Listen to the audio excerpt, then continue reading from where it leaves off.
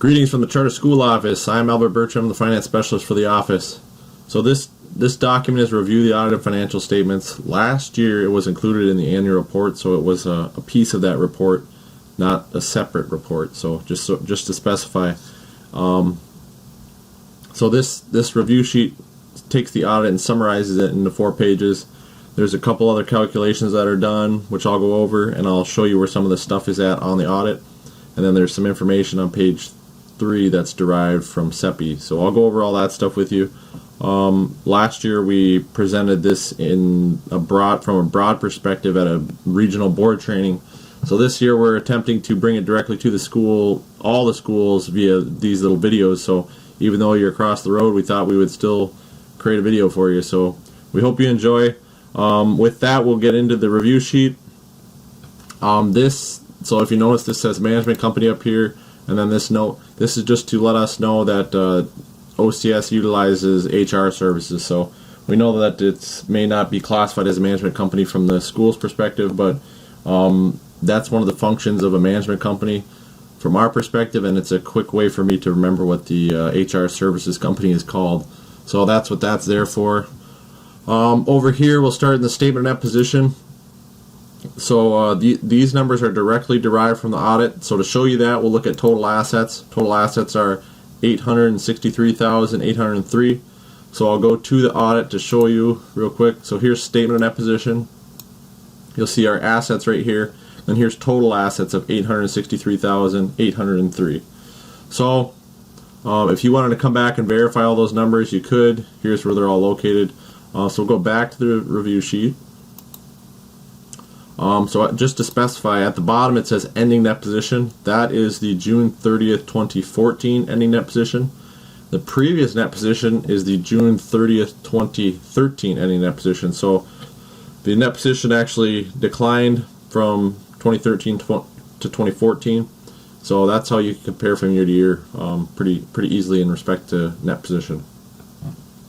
So if we scroll down, this is the balance sheet area. So these are general fund current assets, and then these are general fund classifications. So there's only one, but we'll go to the audit and show you where this stuff's at again. So we'll go back to the audit.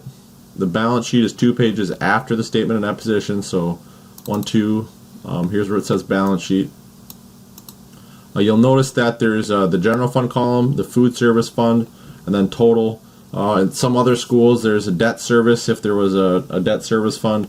So for this area of the review sheet, we're focusing just on the general fund. So it is important to look at food service funds and know how they're doing in relation to the general fund, but they're separate funds, so we're just sticking to the general fund current assets. So that's where these are located. And then if we scroll down, here's the fund balance classifications, and you'll notice that there's only an unassigned amount. So here's unassigned, then here's the amount. So we'll go back to the review sheet. So here's those assets that should match up with what we just looked at, and then here's the fund balance classifications. Now if you don't know what unassigned means, unassigned are amounts that are available for any purpose. These amounts are reported only in the general fund. If you wanted to know what one of these other ones are, I won't go over them due to time, but these definitions are derived directly from the audit, and you can look them up in the audit pretty easily and quickly. So before we move down, we'll move back up to this corner here. This is kind of a summary of the activity during the year. So you have the beginning general fund balance, revenues, expenditures, other financing sources, net change, and then the ending general fund balance. Excuse me. So below that, there's a couple calculations that are based on these numbers. So the first is general fund divided by revenues, which that number should be included on the last year's annual report information. So if you go to the annual report, you'll see this number, and you can compare that from year to year to see if the school's been trending upwards or downwards. So so this number takes the ending general fund balance and divides by total revenues. It puts in a percentage, and then like I said, you can compare it from year to year, or whenever you look at your financials, you could compare it from that time. So then ending, so this is essentially the same calculation, ending general fund divided by, minus restricted divided by revenues. Does the same thing, except if there was a restricted amount down here, it would subtract that out first. There isn't, which is why they're the same. Restricted funds are usually associated with like debt service, that type of thing. So And then next we have general fund divided by expenditures, which is the ending general fund balance divided by total expenditures. Very similar calculation. I would note that in the status update for the state aid in February of 2015, there was in the budget proposals by the governor, this was specifically noted as one of the potential financial criteria. So this is kind of an important one to the state. The Charter School Office likes to look at this one, so it's important to actually look at both of them. The reason we prefer the revenues is that if there is a large capital outlay during the year, that could potentially skew this calculation, and that's more likely than large contributions in revenue. So it's important to look at both of them and then understand what's going on with them, basically. So ending general fund divided by beginning general fund takes the ending general fund balance and divides it by the beginning general fund balance. If this is below 100%, which it is, there was a negative net change. If it's above 100%, there was a positive net change.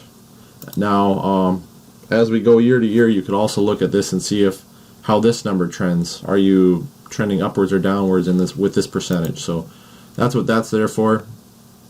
If we scroll down, these 4 boxes are a summary of the notes section of the audit, which the notes are included in page 4 of this review sheet, and we'll get there.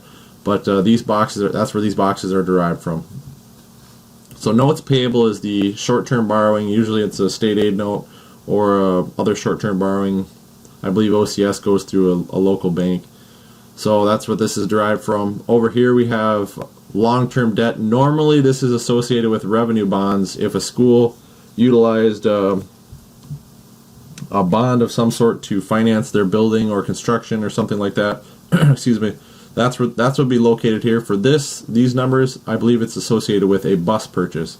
So I just wanted to specify that usually this is a revenue bond type thing for a building, but this is actually a bus because the Ojibwe Charter School utilizes the leasing method to finance its building. So here's the building lease information, the $60,000. I know there was the $120,000 that had to be paid back to the tribe. That was from previous years. That was accrued from previous years, so that's why that's not included in this. So this is just the current year amount. But that is included on the notes section of page 4. So, and then it's also up here in the other financing sources. So just so everyone's on the same page with that.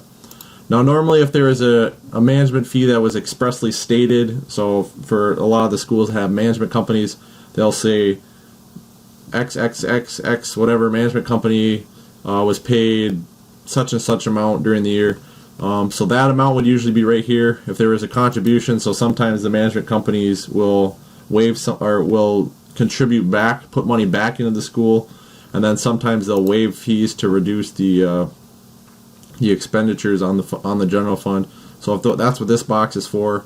There wasn't an expressly stated amount relating to Michigan Educational Personnel Services. They just said it was I think it was 4.25% of gross payroll costs or something like that. So there wasn't an expressly stated amount. That's why there's nothing there, just so you know. But the information is included in the note section again, so we'll get down there. This is the square footage that I found in the paper copy of the charter contract in the office. If this is inaccurate, let us know and we'll quickly adjust it. It affects a couple calculations, but these are all formulas, so if we change that, it will quickly update everything. Excuse me. So utilizing that square footage number, over here we have revenues per square foot, expenditures per square foot, and then the difference. So this is something you could look at from year to year to see if it's trending upwards or downwards. And then payment per square foot is a little bit different. It takes the lease payment, which would be $60,000 for the year, just for the year, and then divides that by the total square footage. So that's for the leasing method. So which is what OCS utilizes. For the other schools that utilize the bond method of financing, I include their payment on their bond, not just their principal payment, but their interest payment on their bond. And then that gives me a means of comparing the two methods of financing, so the leasing or the bonds. That lets me compare the two when it would be difficult to do otherwise. So the average for the Bay Mills Charter School Office Bay Mills Community College Charter School Office now authorizes 42 schools in the state, and of those 42, the average for payment per square foot is $14. So if you wanted to know what the average is, it's $14. So $4 is well below the average. Over here we have operations and maintenance per square foot, which takes the line item, I'll scroll down, of operations and maintenance down here, and then takes that and divides it by the total square footage. So this is just another metric to try to compare school to school. So this average was $19, if anyone's curious. So out of all, these are just the Bay Mills schools, not all the schools in the state. This is the Bay Mills schools. The average was $19. So OCS is pretty well below the average in that respect as well. So below that we have square footage divided by fall 2013. Takes the total square footage and divides it by the fall 2013 count, which is the corresponding count to this fiscal year. So that's a metric you can look at from year to year to see if it's trending upwards or downwards. I don't recall the average off the top of my head, but if you're interested in it, shoot me an email and I'll get it to you. So page 2 is the general fund comparison. So this takes the June 30th, 2014 actual, the June 30th, 2013 actual, and then the difference. And so this is for all the, so this takes that box in the upper right hand corner of page 1 and kind of breaks it out into more detail. So you compare from year to year what's happening, what's changing. So this is kind of a good comparison to look at, especially since they're based off of audited financial statements. So it's good to look at audited financials and compare.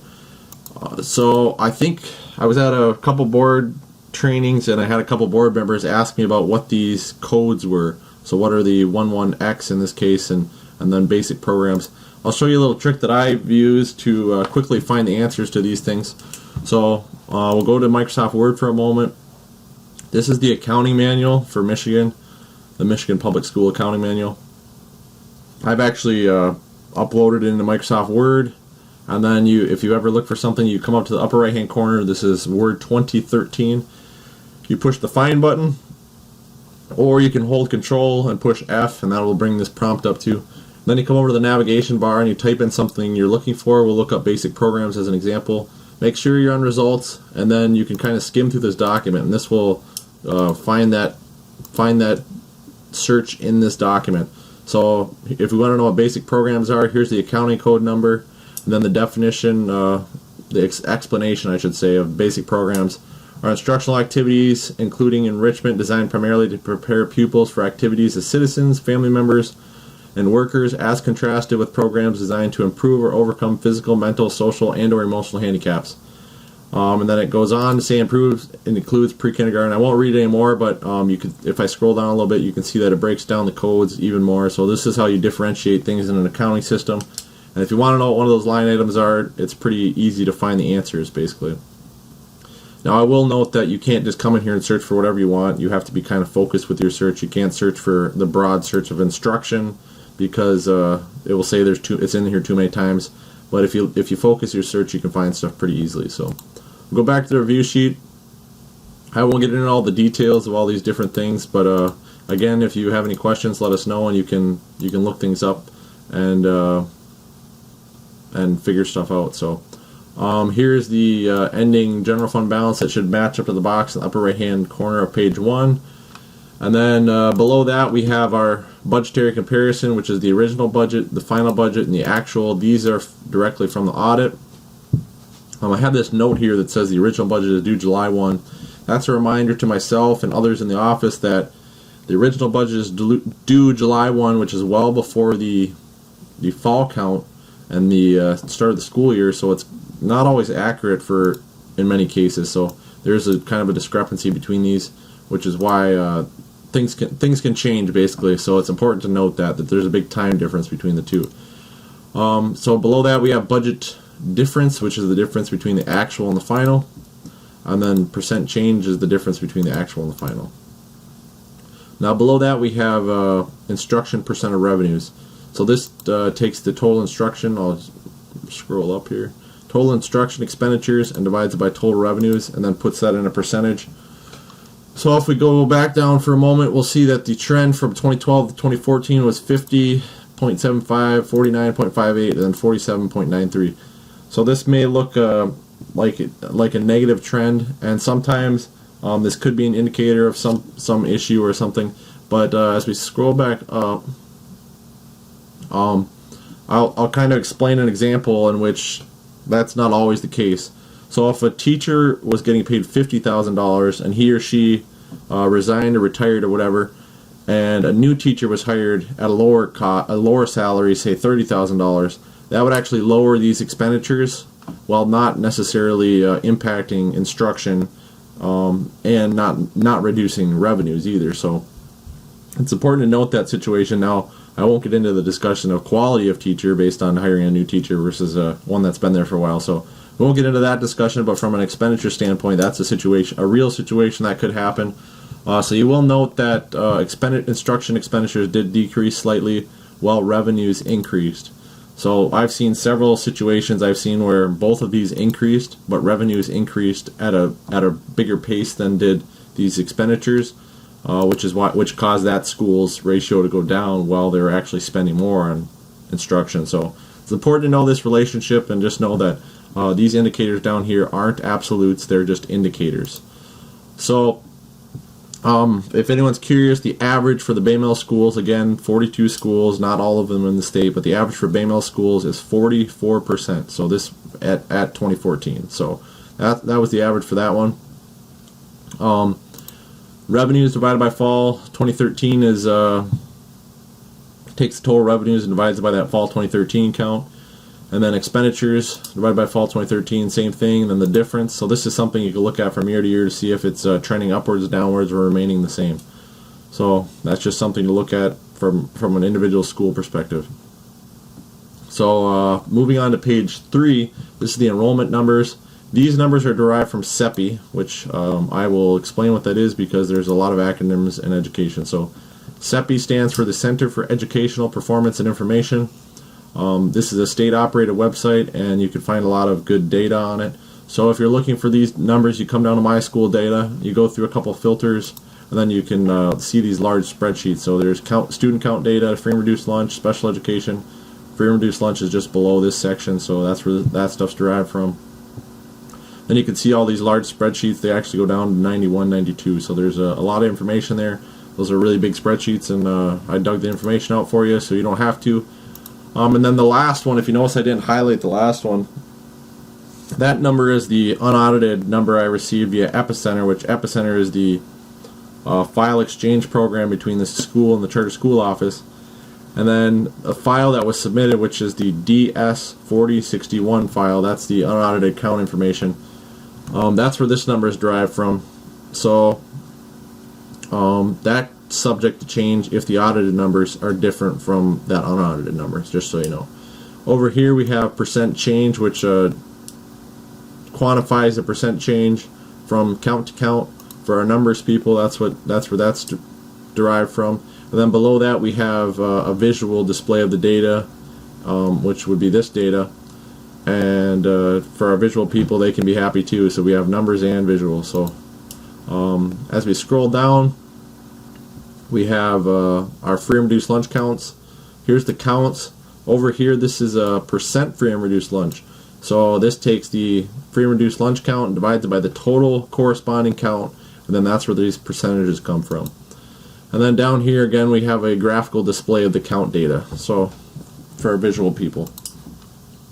So if we scroll down to page 4, this is the note section of this review sheet, and it is derived from the note section of the audit. So if you notice, here's the debt. This is the debt information, so anything related to debt. So operating lease talks about the building, the $60,000 from page 1 in that one of those 4 boxes.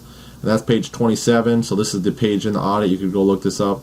Here's that the school bus purchase, the debt obligation. Related to that, and that's page 28 as well. And then SAAN stands for State Aid Anticipation Note, which is short-term borrowing. And so that's where that's located on page 29 if you're interested in looking that up. And then Management Company Note This is just usually it's associated with management company it's just utilizing the Michigan Educational Personnel Services. I've included that note there. And then there was a note on page 26 that the charter school utilized the EUP ISD for some services, so I put that there as well. There is a finding. I believe Anderson Tackman gives this finding to OCS every year, and also Three Lakes Academy. Due to the size of the school, there's a lack of segregation of duties. So, just as a note, there was 8 total findings for all 42 charter schools that BAMELS authorizes, and 4 of them were similar to this one, where they were just the school was small in size, or they weren't like serious findings. So outside of that, we had 4 findings that needed significant correction. So pretty good job as far as findings are concerned for BAMEL schools, if anyone was interested in knowing that. And I put a note here, so if there's no page number after it, that's me putting a note. I just put that this is an annual finding at OCS, so that Anderson Tackman does that every year. So as we scroll down, BMCC notes or any other notes from the audit that were not related to a management company or debt. So you'll just see a couple of the notes, page 6, page 5, you can look these up. The related party note that with BAMEL's Indian community, so that's page 28, and then here's that prior period adjustment for the rent expenditure dealing with the tribe of $120,000, which I believe I mentioned on page 1. So that's on page 29 if you're interested in referencing that. This document is reviewed by Mariah Wanick in our office, or was, I should say. And then my contact information is albertb@bmcc.edu. If anyone has any questions, comments, concerns, let me know, or you can call me, or I can come across the road. So let me know. We hope you enjoyed the video. Thanks for all you do for the children of the community. Usually I've been saying the children of Michigan, but I can say the children of the community. So have a good one. Take care. Bye.